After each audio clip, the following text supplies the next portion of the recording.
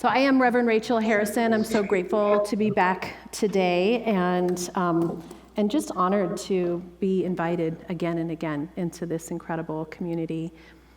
When I got to pick what I wanted to speak about today, I have been listening to Wayne Dyer's, I got so much stuff up here today.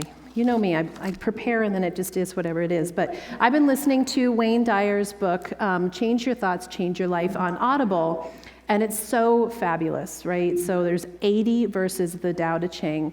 And my husband and I wake up, he makes me a latte every morning, which is one of the sweetest things. And he played music last night and he still woke up and made me my latte for the road, which was really sweet.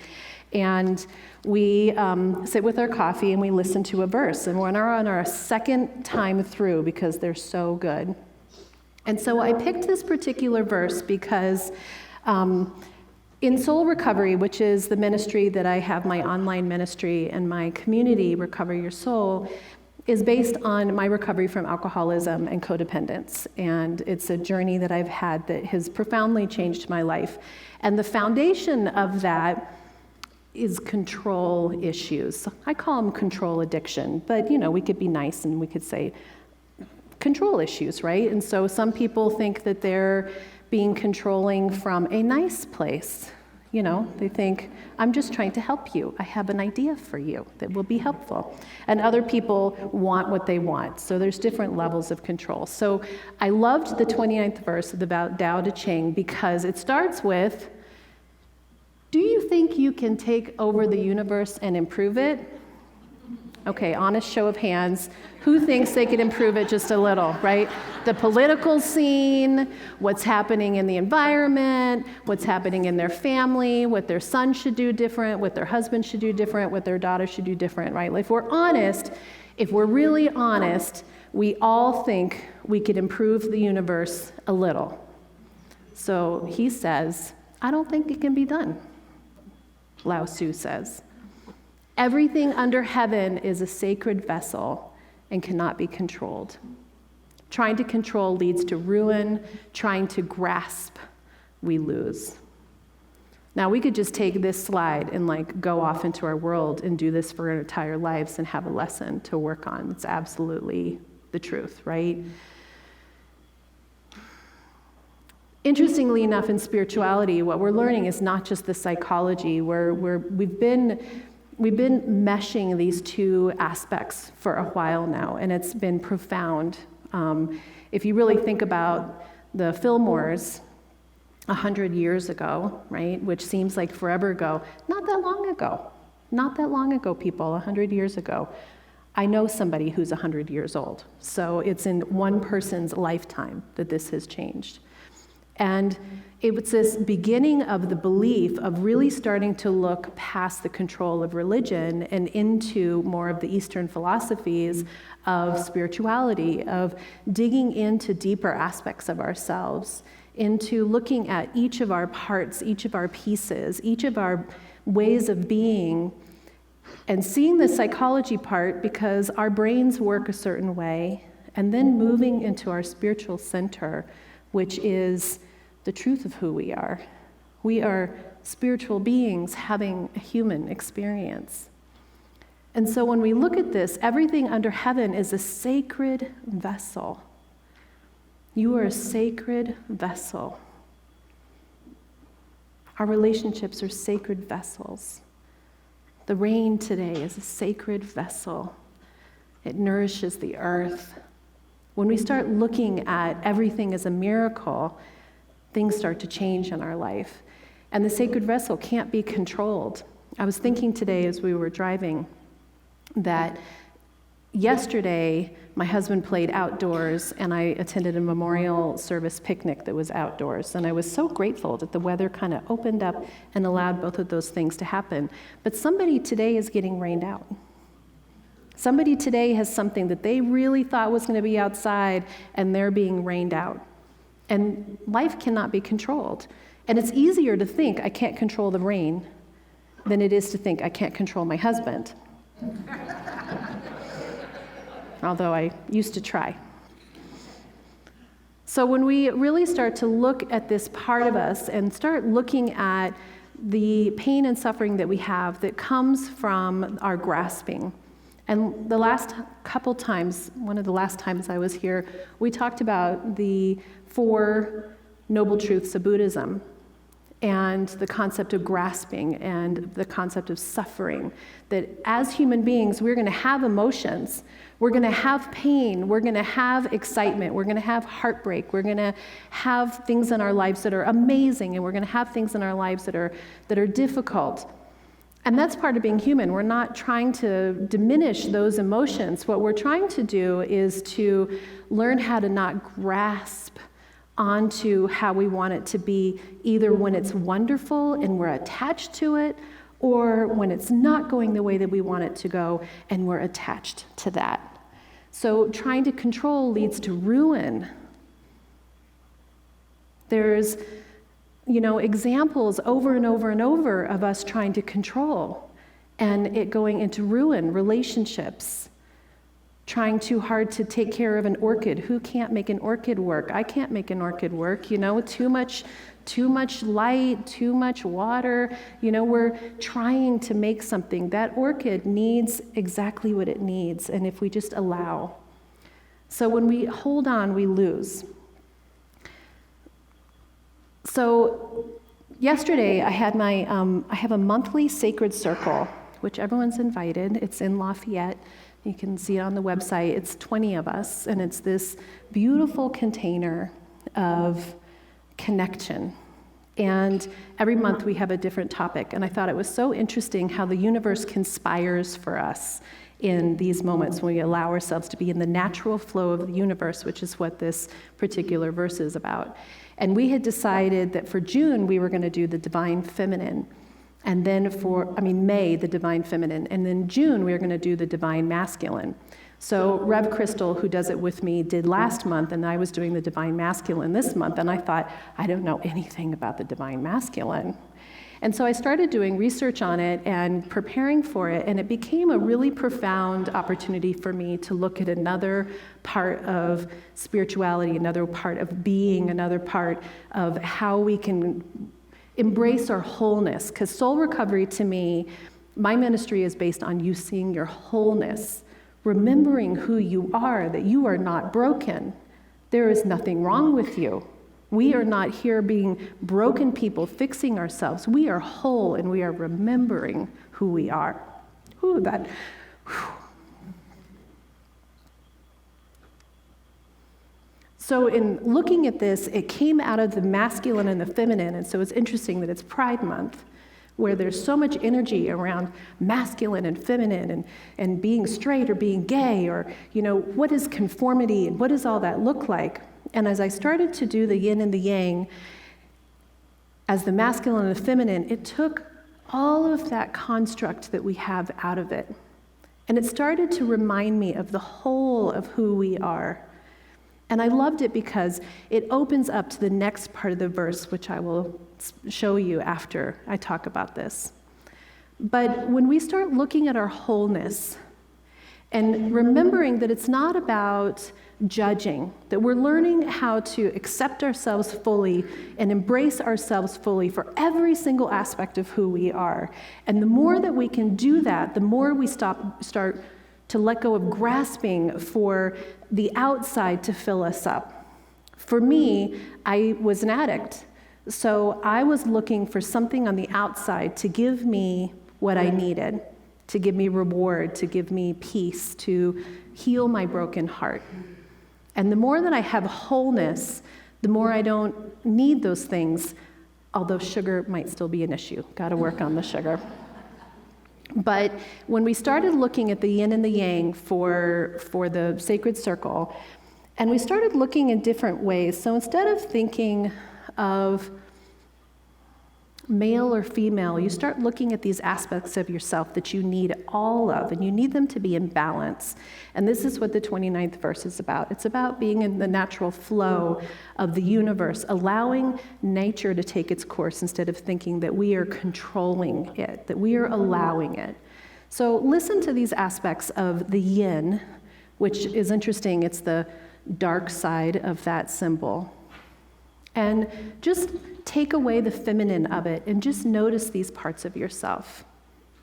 Contemplation, contraction, softness, stillness, quiet, dark, cold, passive, trust, allowing, being, intuitive, the moon, still waters. We all need these aspects of ourselves that are the quiet place, the nurturing place, the place where we're intuiting, the place where we're thinking and growing, the place where we're holding space for, the place where we're rejuvenating in a way that's winter, the cycles of the universe where everything has its cycle. And one of the things that's been happening to me is I was an office manager for 9 years at a home care agency, which was tons of people, right? It had 100 and some caregivers, we had management, we had clients, there was constant people. And then I moved into being, I had Shireen's job, so I did her job at Columbine Spiritual Center for 2 years. So again, just massive amounts of people. And then I went into my Rev Rachel job where I mostly am at home by myself. So I have, 10 or 20 clients a week on Zoom, which is fabulous, but it's different, than that kind of interaction. And I found myself yinning, really turning within and having a lot of contemplation time, a lot of inner self time. And I realized I was getting off balance, that we need all of us, that if I'm not cautious, I will turn within and I will forget that I'm human. I will forget how to be not this person, this aspect of myself. I'll forget how to be my actual person that walks on the earth. And so as I started doing this work, I started realizing I need to express my yang. I need to express the other part of myself. I need to make sure that I'm balanced, because without balance, we get lost one direction or the other. And it's the same that we're talking about in the Tao, of letting go, of being aware of your sacred vessel and letting it happen. So here are the yang aspects. And again, just see them as parts of yourself that you need all of it. Action, expansion, growth, that part of us that changes ourselves and wants to change the world around us. Heat, movement, power, active waters, that hard, that unbending part, being strong, bright, illuminating the dark. That part of enlightenment, the part that inspires and motivates us to understand and want to reach towards awakening. Energetic, leadership, taking charge, following through, taking next steps, and asserting yourself. If we don't have both parts of ourselves, we get lost. If we're too much in action, we're in control, right? But if we're too much in passivity and in reflection, we don't ever get anything done. So you have to have the full circle, right? So then we come to the next part of the Tao. So he says, allow your life to unfold naturally. Know that it too is a vessel of perfection, that we need this circle, that we need to allow all aspects of ourselves, that we need to embrace our wholeness. Just as you breathe in and breathe out, you can't just have one. There's a time for being ahead. There's a time for being behind. There's a time for being in motion. Oh, I forgot a G on that. That's me. There's a time for being in motion, a time for being at rest, a time for being vigorous, a time for being exhausted, a time for being safe, and a time for being in danger. So that comes to me, that was so beautiful. It came back around to that part of the yin and the yang, that we get so compartmentalized in our lives around how we think our lives are supposed to be, or where we are in our season of our life. Now that I'm in my 50s, it feels very different than when I was in my 40s, and I don't feel that different here until I go like hang out with my kids, and their friends that are in their 20s, and I go, whew, man, whole different world, right? We have our seasons, and we can get attached and forget that without the rest, we can't have action. Without the heartbreak, we can't have healing. Without the darkness, we can't have the light. And so instead of us rejecting ourselves, instead of us judging ourselves, instead of us feeling like we want it to be a certain way, what if we opened up to the idea that the universe is conspiring for your greatness? And that the more that we relax and allow ourselves to just be in the flow, and listen to those guidances, to notice that when you have a little intuition, a little moment that gives you that seed of something to do, something to say, that you act on it, that you do it. Abraham Hicks always says, that spark that comes, that moment when you have that fire with an idea, that is Spirit speaking to you. And we don't trust it. So the more that we trust it, the more that we allow, the more that we are being in this natural flow of the universe. And when you're tired, rest. When you're sad, cry. When your heart aches, let it. And when you're ready to do something and have action, have action. When you're inspired, be inspired. And when you notice that you're starting to move into off balance, when you're starting to move into a place where your emotions are reminding you and telling you that you're off, to pay attention to that. And all of that comes back down to the reminder that we are spiritual beings, that we have to come back to our center and the truth of who we are, which is that we are so loved by the universe. And I remember when I used to hear that before, God loves you, and I still struggle with the word God, but you were like, I don't know what that means. What does that mean to be loved? What loves me like how? And the more work that I'm doing, and the more meditation I do, and the more letting go of myself, my attachment to Rachel, what I realized is I didn't know what love was because I had an attachment to what that looked like. That my parents loved me the only way that they knew how. And then I learned how to accept love the only way that I had at that time. And that I'm learning what that is. What is love? How do you have love without an expectation of somebody giving you what you need?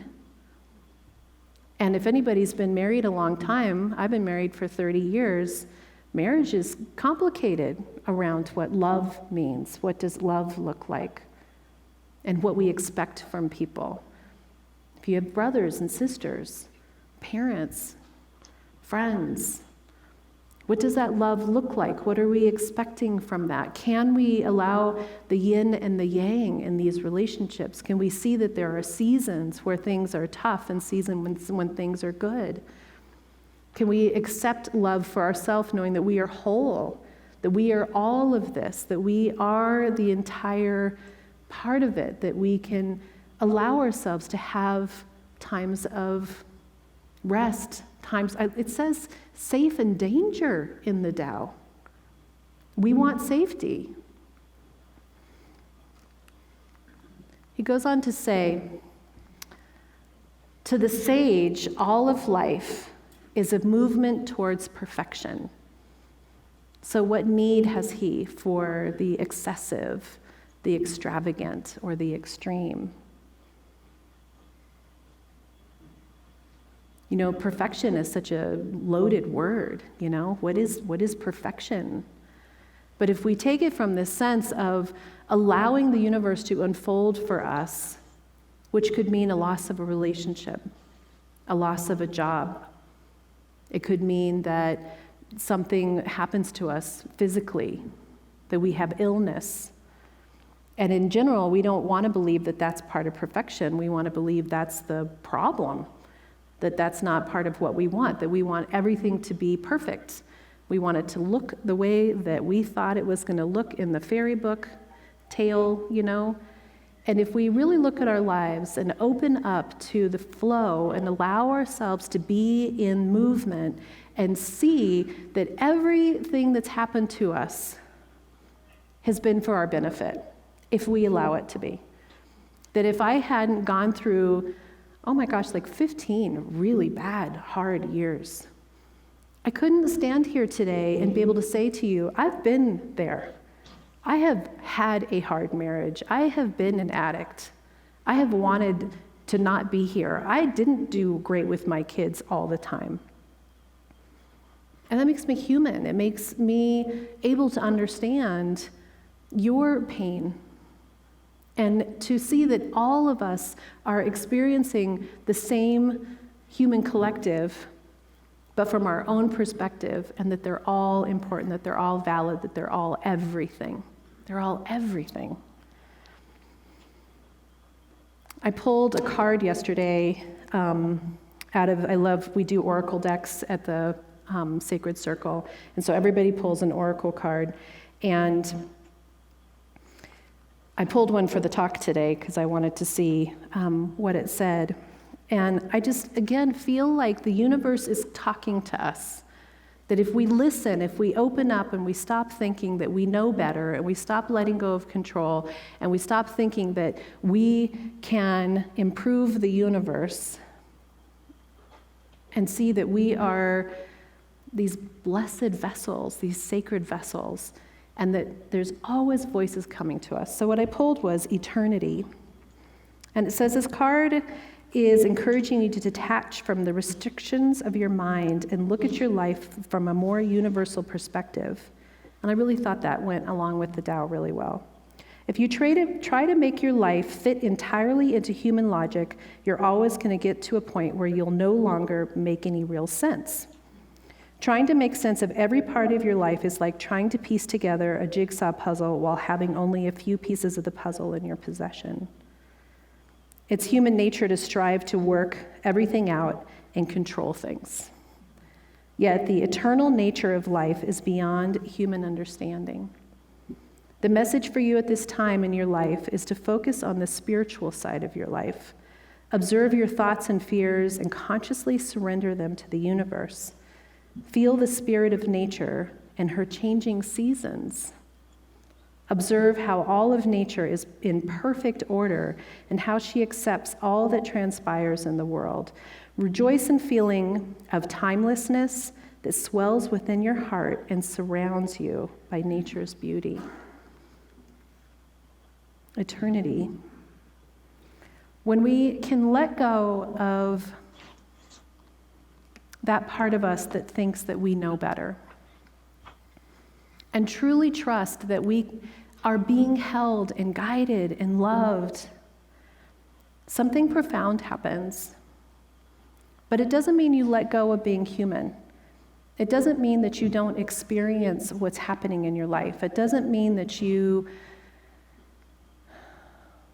bypass what's actually happening in your heart. And I think the foundational piece of unity that is changing, that I am so connected to, is we're moving past the belief that you can just positively say everything's positive and everything will work out. We're moving more into a deeper consciousness that I think is a collective consciousness that is allowing us to really feel what is happening within us. And that means that we're embracing all of it. We're embracing the light and the dark. We're embracing the rest and the action. So my offering to you is to start to look at places in your life where you're off balance, where you realize that you're grasping, where you realize that you're controlling, where you see that you get irritated. And start to look at how you can witness it, not judge it, but look at it. Observe it. Start to look at, why do you want to control it? What is actually underneath the desire to control? I call them the rocks of responsibility that we carry in our lives. And then you take the rock out of your bag and you look at it and you say, why am I controlling my husband? Why do I think I want him to be a certain way? And when I look underneath, what I really see is I see a child who needed stuff from her parents that she didn't get and wants my husband to give me those things. And then I think, why do I think that a husband does that? And then I think, oh, because the fairy tale said that Prince Charming comes on his big white horse, which he did come in on a big white horse at our wedding. And actually, I came in on the white horse, he came in on the black horse, but, and that it's gonna be this certain way. And then I realized I'm actually talking to a really young part of myself that wanted something that is an illusion. And then I start to look at, can I give that younger part of myself the love that she needs? Can I give it to her? Do I really need somebody else to fill me up? Do I really need to be approved of or to be loved in that way by my husband to be whole? And when I start to really look at those parts of myself and meditate and connect and read and do oracle cards and listen to the Tao and come in communion with people who are like-minded and be gentle to myself and cry and feel, a healing happens. And then I move out of those places where I'm annoyed with him in a matter of minutes sometimes instead of a matter of years, like it used to be. But it's only because I'm doing the work me. The only one I can change is me. And I have such gratitude that I get to share this with others, because I don't know anything different than any of you. We're all just doing this together. I just have such a profound love for everyone, which includes the people who cut me off on the street.